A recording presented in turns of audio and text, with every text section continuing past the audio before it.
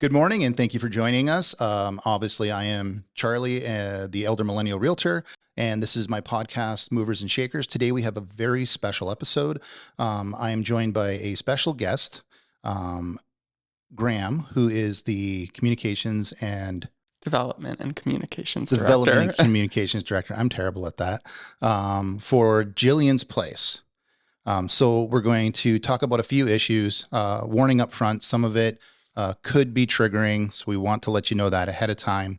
But it's something that is very near and dear to my heart personally that I believe needs to be amplified. So we are going to dive in.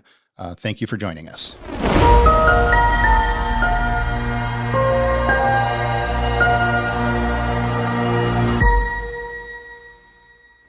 And thank you for coming and sitting with me today to do this one. Oh, thank you for inviting me and the opportunity to talk about our work. I really appreciate sincerely what you guys do at Gillian's Place. I know many people who have had, unfortunately, to use your services. And what you do for our community is incredibly important and valuable. So I want to amplify your business, I guess, or charity. Nonprofit Agency. Perfect. Thank you. To make sure that we can get it out in front of as many people as possible for those who may need it. Yeah. So starting off, first thing is give us just a quick idea of what Gillian's Place is. Yeah, so we are an emergency shelter and core support services to survivors of gender-based violence. And we've, since 1977, grown from a small 8-bed volunteer-run shelter to our current operation. That's a 34-bed emergency shelter, multiple sites. We have a location in Beamsville as well, not a shelter, but support services there, as well as second stage housing. So not just shelter, wide range of programs and services. And, you've talked about, you just mentioned that you know people that have utilized services like Gillian's Place. And on Canada, on any given night, there's about 6,000 women, children, and non-binary individuals sleeping in shelters just like Gillian's Place. So if you don't think you know someone who has experienced violence and abuse at the hands of an intimate partner, you probably do. And sadly, we see that all too often. So next, what I'd like to just get a quick overview of are the services that you offer. Yeah.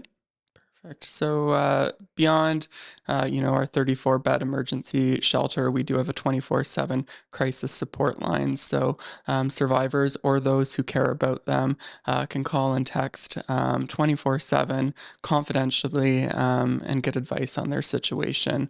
So that's 905-684-8331. Just last year, over 11,000 crisis calls and texts were answered on our crisis support line. Over the past 2 years since the pandemic started, we've seen a 150% increase in demand for that service. So something that's really important, but something I like to stress is it's not available just for survivors. Oftentimes, people who care about them are concerned about a loved one, and they can call and, get support on how best to support those disclosures of abuse. And beyond those kind of emergency crisis support, we offer one-on-one and group counseling, child and youth programs, not only just for children staying in our shelter, but also living in the community. We do provide a comprehensive outreach program as well. Designed for families that don't necessarily need safe shelter, but need support in breaking the cycle of violence and abuse. We have a legal advice and support program. We're one of Ontario's first shelters. We were actually the first shelter in Ontario to employ a full-time family law lawyer, and she manages a crisis caseload of 700 clients per year. The legal system really is not a friend to survivors of violence and abuse. Education and violence prevention programs, transitional support, and second stage family programs. So really supported second stage housing. So we offer 13 rent geared to income apartments in Niagara, which is so important, right? I didn't know that. And that's a program that's completely donor driven. Sadly, we just do not receive enough government funding. Our operating budget relies on 50% donor dollars derived from the community. make a quick point about the tech services, because I think that's one that gets overlooked, that in current day and age is incredibly important for some women.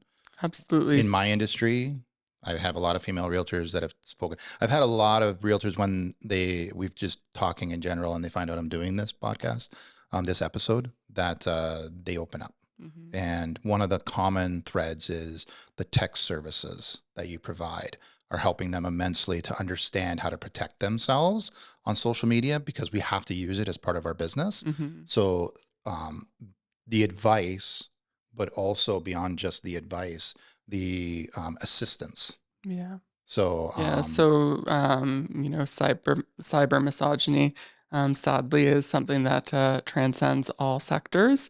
But at the start of the pandemic, we had just implemented that tech support line prior to COVID, and we were so thankful that we did, because when women and children were home in their house with their abuser, yeah, it wasn't always safe to place a phone call to our support line, right?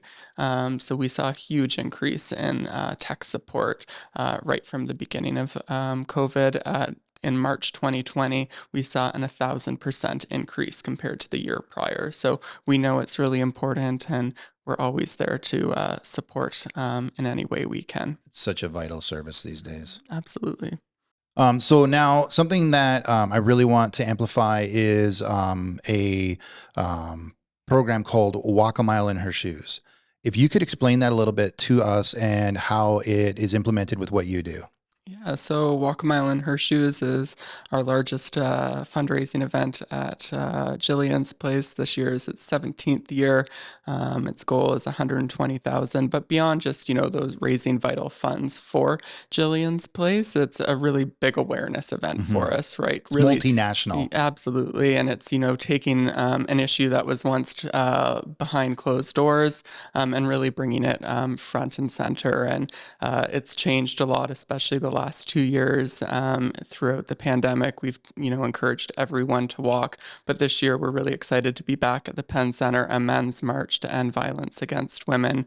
If you look at across any equity deserving and equity seeking group, it's usually those who are oppressed that are doing the work to end marginalization against them, and certainly that's the case in violence against women. So it's the real one opportunity for men to take a stand and let the women be the cheerleaders, and encouraging them to march to end violence against women. Yeah. I think it's vitally important for gender equity that men also stand up and take a stance like that. So thank you so much for promoting and managing these causes and implementing them into your services as well to help with the fundraising. I'm definitely going to take you up on putting a team together. That's great. So that we can do that. I'm not sure how well I'll succeed in the walk portion, but I will give it my best shot. You don't have to wear heels. We have slippers, flip-flops, but heels is fun, and it really speaks to those barriers that survivors, not just women, but any survivor of gender-based violence faces in their daily struggle. So I don't have to wear heels. You don't have to. Okay, I think I'm in. Perfect. Thanks so much. Thank you. Thank you for joining us today and speaking about these different topics that are very, very necessary and vital to your services and helping to end gender-based violence. Thank you so much for having me.